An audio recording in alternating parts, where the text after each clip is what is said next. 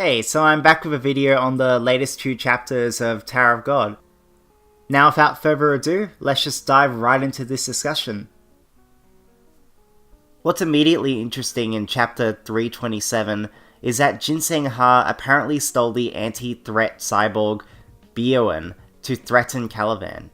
I probably butchered the pronunciation, but we haven't been introduced to this specific type of AI implementation in the tower before. Of course, Emily counts as a tool, but Baam seems to function as an AI-guided cyborg that controls the cannon's aiming systems on the El Robina. And since they share similarities, I'm speculating that the workshop is also responsible for the construction of this anti-Hierarchy cannon. It's become exceedingly clear in this arc that they are handed all, if not most of the employment contracts for Zahard's royal forces. Now we get to finally view Caliban in his full outfit, which is mostly unsurprising except for that obnoxious haircut.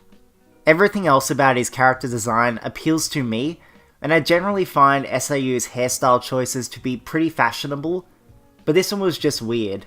It gives off a younger air to him, which I guess was intended, but the bright blonde hair against the black-blue colour palette is really off-putting.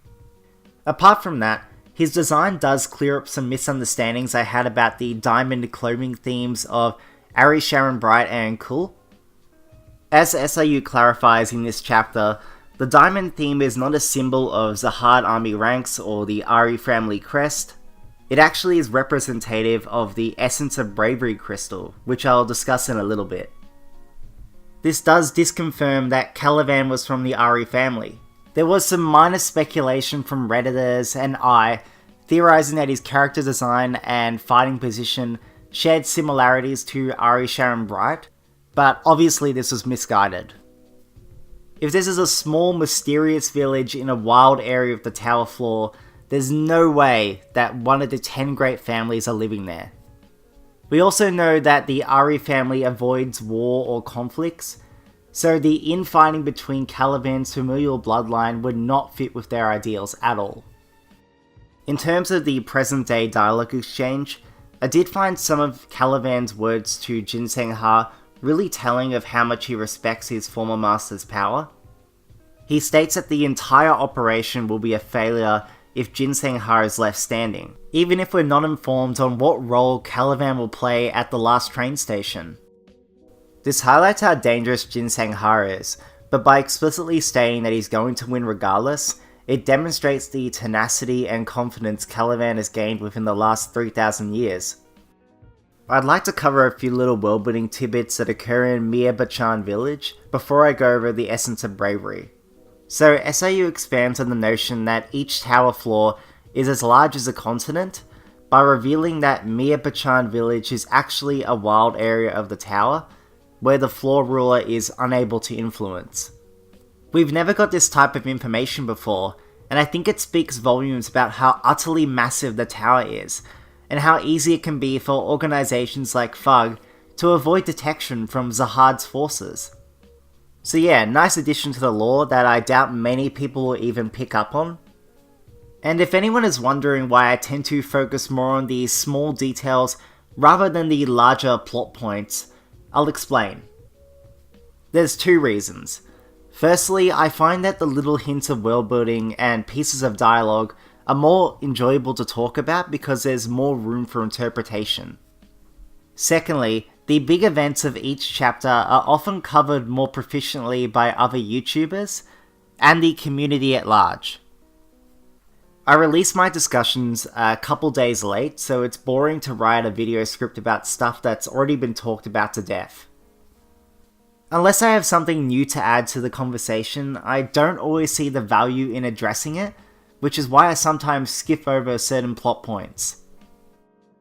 So about the Essence of Bravery, I find it kind of amusing that Ginseng Ha was the one to tell Caliban to smash the bronze statue and end the familial cycles of murder. He probably didn't expect it to come back around and sort of bite his ass, but I enjoyed his speech about cowardice nonetheless. He's right in that letting this slaughter continue instead of taking on the responsibility of the crystal, Caliban was being really cowardly.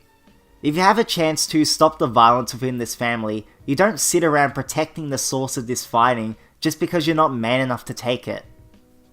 And in that sense, it was a very master-student moment, which I enjoyed, because SAU can't drop this information without at least exemplifying their bond beyond a small piece of dialogue. I was pleasantly shocked to see that the floor ruler bothered to intervene with Evankel's shenanigans, since she was like literally burning ships to the ground without a care in the world. I remember in the Name Hunt Station arc that this level of destruction was not really a concern because the floor ruler was likely bought off. But there hadn't been any indications of that here, so I was waiting for either the floor ruler or the administrator to randomly turn up at some point. So the 44th floor ruler is a Kun family member, surprisingly enough, who Evankel acknowledges as the real dangerous one. If you hadn't picked up on it, this character was actually given a side profile along the royal forces, as you can see the dark blue hoodie he wears in a small obscure panel down the bottom. I think what's most intriguing about his character design is the glyphic writing around his clothing edges, which I kind of hope is either the Kun family's language dialect, or potentially even the administrators. Floor rulers are granted authority by the administrators, and they act in tandem, so the floor rulers are pretty much on an entirely different level. That means the clash between Elliot's Ice Shinsu and Evankel's Fiery Ganesha is going to be pretty spectacular, both in terms of the scale and the counter technique, since they're hard opposites. But I'm not sure if SAU can handle the difficult illustrations, considering he's been repurposing more and more panels in different chapters lately. This would also be a good opportunity to show if high-ranking Kun family members all use Ice and Lightning Shinsu, or just certain descendants of Edwan's line. So the last thing I wanted to note about this chapter is that the green Shinsu jelly that always appears on command from Yuri is probably confirmed now to be a transportation and enhancement ability.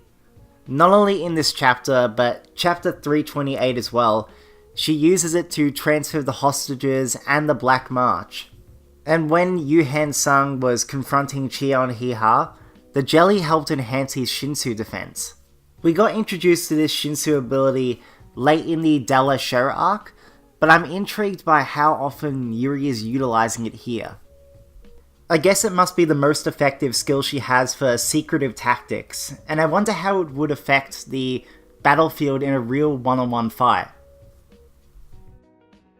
Moving on to chapter 328, Rake finally shows his stuff again. I think we've been waiting hundreds of chapters at this point for Rake to contribute anything meaningful to the group beyond his comic relief. Like, I remember the good old days in Season 1 where Rake was presented as an adorable but dangerous threat to those around him. Now, not so much, and even if I understand that SAU hates illustrating his larger form, that doesn't excuse his lack of combat opportunities.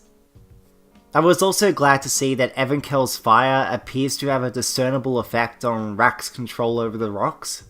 He notes that power is swelling within him immediately after viewing her fiery Ganesha form, so it's doubtless that it's stirring up something inside him.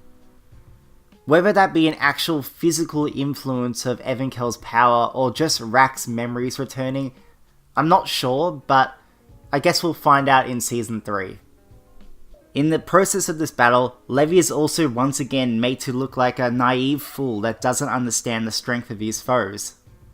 As I've said before, nothing would make me happier than to witness the super edgy, super serious Levi become a poor man's Team Rocket.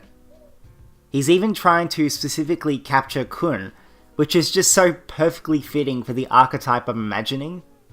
I love that Rake even mocks his ugly ass face as well. But actually, looking at his abilities, we do find out that his clothing strand teleportation spell is pretty easy to interrupt. It honestly reminds me of the way wizards in Harry Potter teleport, as they don't vanish when they escape, but they sort of morph, leaving them open to attacks. Rake realizing this weakness in Levi's set of moves and completely ignoring the question mark curse made for a surprisingly confident display of his newfound powers. Let's be real honest here. We all expected this, and those who didn't are just silly. Now, I don't like participating in power level debates, because they're often boring and pointless, but Baam is not ranker level. You know, I was open to the possibility that he could plot convenience his way into a win, but even SAU is dismissing that bleak hope for the Baam fans out there. Every single character in this chapter, including Baam, actively made sure that we, the audience, understood how out of his depths he is. Charlie is so above his strength and technique that it is difficult to hold him off for 5 minutes, let alone win the fight. I saw some folk online webtoons commenting that Charlie won't expect that he'll lose to a regular. Stop this nonsense.